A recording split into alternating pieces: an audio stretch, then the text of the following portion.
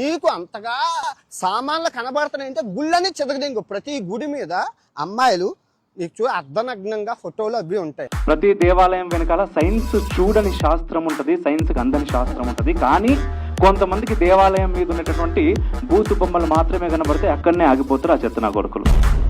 అది దాటి చూడగలిగి, అంటే వాడి జీవితం మొత్తం కూర్చున్నా కూడా అది దాటి చూడలేరు.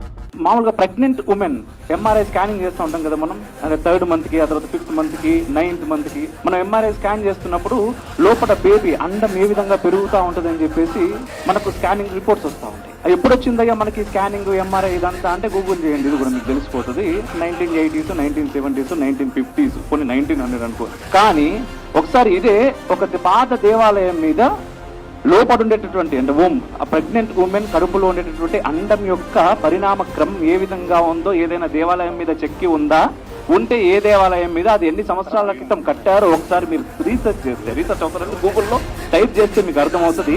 2000 సంవత్సరాల క్రితం భారతీయ దేవాలయాల మీద అది చెక్కుంచారు. అంతకు మించినటువంటి సైన్స్ మన దగ్గర ఉన్నది, అంటే సైన్స్కు మించినటువంటి శాస్త్రం మన దగ్గర ఉన్నది.